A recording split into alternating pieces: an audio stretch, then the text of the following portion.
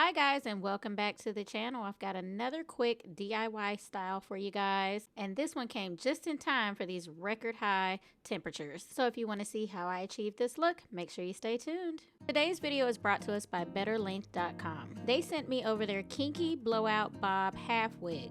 And yes, the cut was customized. This unit is thick, full, and textured, but it is so light because remember, again, this is a half wig, you guys. This is a 100% human hair, so it can be dyed, curled, or straightened. It has 4 combs, adjustable drawstring, and a breathable, glueless cap that fits every head size. Now before we slap her on, I've got to get these nails together because I cannot do scalp braids on my own head if my nails are long. Now when I'm working on a client, I braid 10 times better with my nails because I've been doing it for so long. But with my hair being so fine, I cannot get smaller braids to stay without grip gain. As always, the products I'll be using are from the Braided Beauty collection. We just stocked up, so if you've been waiting to order or if you went to the site and we were sold out, now is the time to get your hands on it. A link to the store is always listed in the description box below. Now this was really my attempt at the headband braid trend. I pulled a couple of inspos, but when I sat down to actually do this, I ended up just winging it.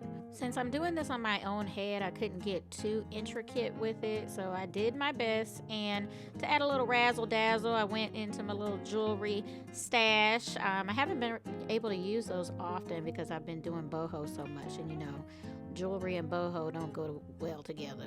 Alright, so here's my tip for learning how to do scalp braids on yourself. I'm going to tell you how I learned how to do it on myself. I've actually known how to do it since high school, but I never really had it perfected. It was always like something under something, so you couldn't really see it.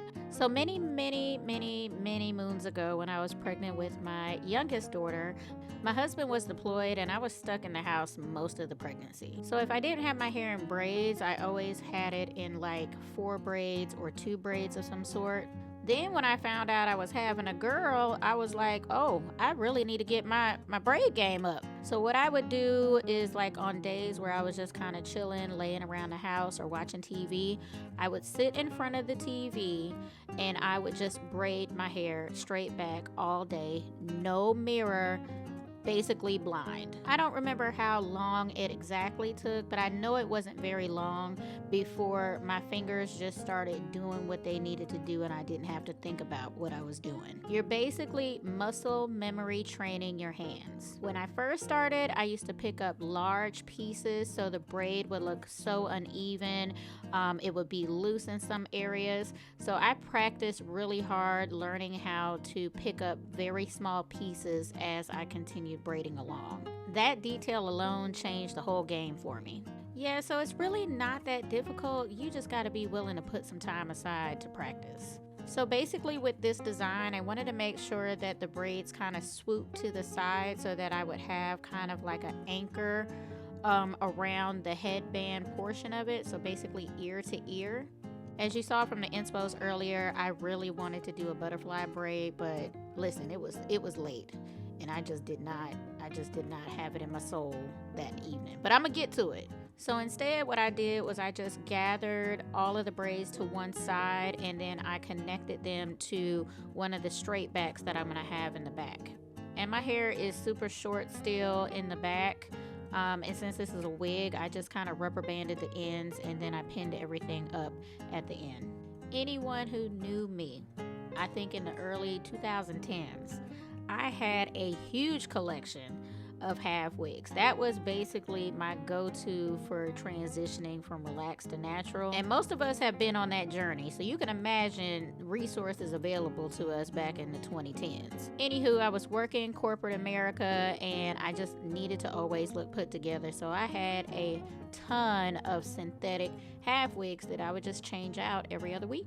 If you're from Columbia, South Carolina, I think you probably know what I'm talking about. It's a big beauty supply store off of 2-Notch, and they used to have half wigs stacked up along their wall in the back all the way to the top. So it was like a paradise. They were also really inexpensive, so on paydays I would go get a couple of them and just try out something new. So imagine how relieved I am now that half wigs are readily available, human hair, in the texture that matches yours perfectly, because y'all know them old synthetic wigs did not match texture at all.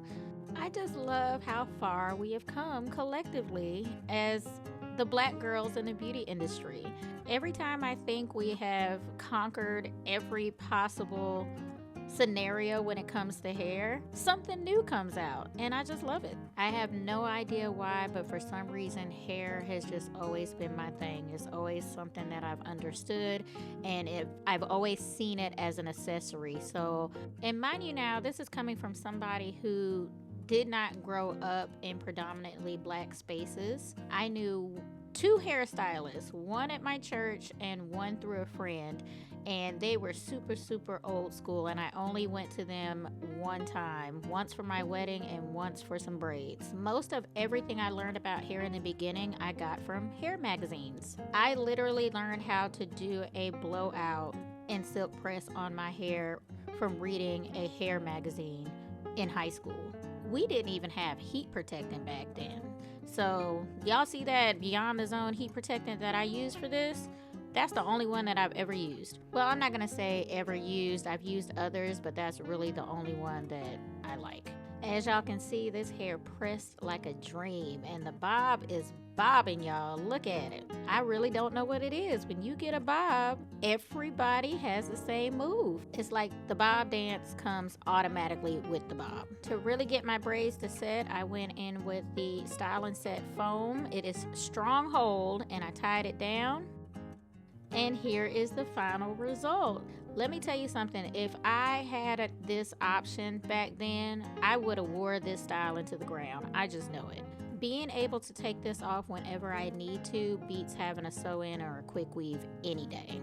But the combs in this is very comfortable. The cap is lightweight. I actually went to bed in it that night. The texture looks so good. A synthetic wig could never. The color is a spot-on match to my own hair, but if I needed a different color, it's human hair. So of course, I can dye it.